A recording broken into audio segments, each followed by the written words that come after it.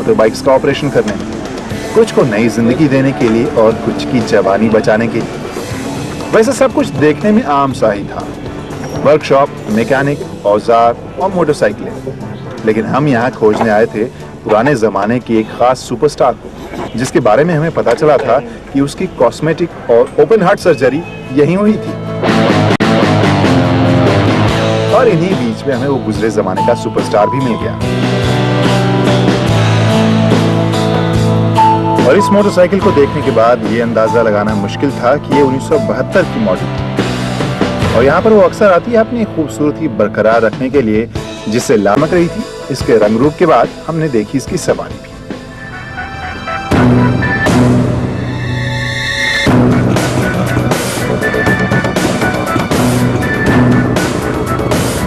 इसकी सवारी देखकर लग रहा था कि इसे संभालने के लिए काफी stroke air cooled 248.5 CC engine, जिससे ताकत मिलती थी 13 bhp की।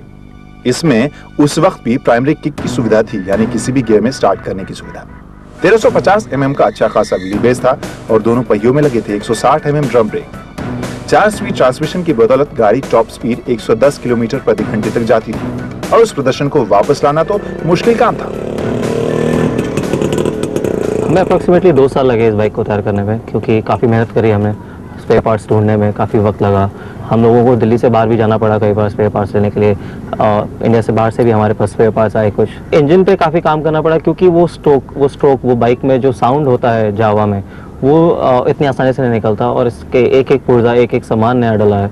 और देयर प्लेंटी ऑफ थिंग्स जो बहुत ध्यान से करना पड़ता है ताकि वो साउंड, वो इफेक्ट निकले।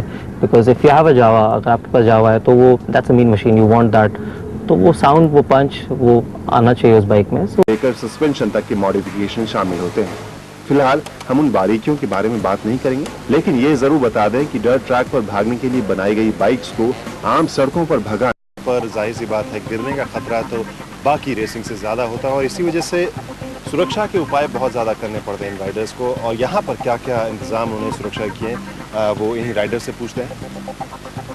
हमें सारी किट्स वगैरह, अपने knee guards, elbow guards, dresses, chest protectors, back protectors, shoes, high ankle shoes, because these things always supports us।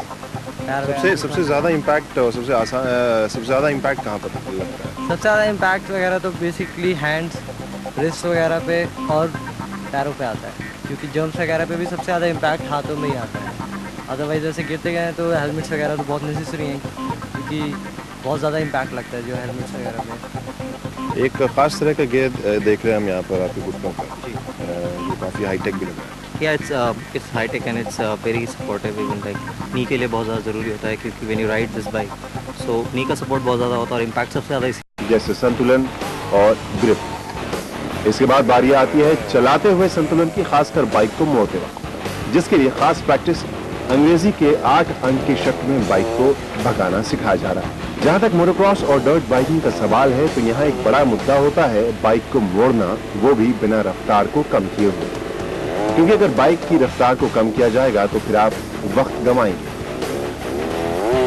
इसके अलावा होता है इस रेसिंग का वो हिस्सा जो आम बाइक प्रेमियों को सबसे ज्यादा रोमांचक और आकर्षक लगता है, और वो है जंप। अलग अलग अवरोधों पर बाइक को उछालना मर्दानगी की निशानी नहीं होती, जाबाजी का काम नहीं होता, बल्कि एक कला और एक तकनीक होती है जिसमें भरपूर प्रैक्टिस, सटीक बॉडी मूवमेंट और सक्षम बाइक का होना बेहद जरूरी है।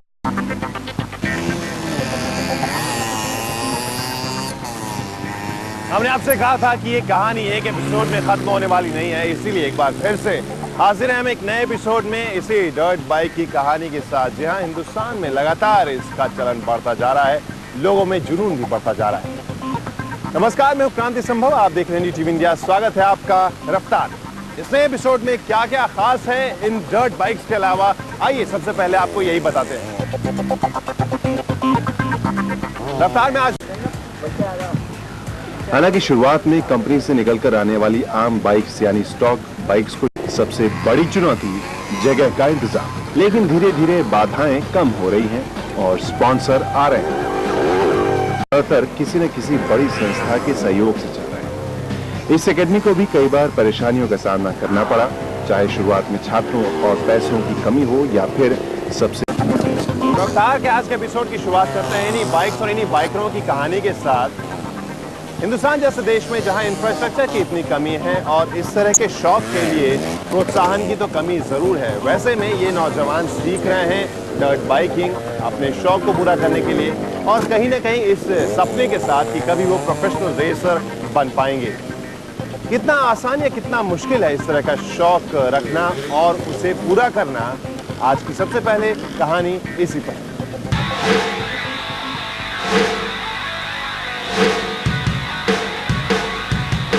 दिल्ली के छतरपुर इलाके के एक शांत और ऊबड़-खाबड़ कोने में बाइक्स की तेज आवाजें हों, अचानक अगर धूल का उठता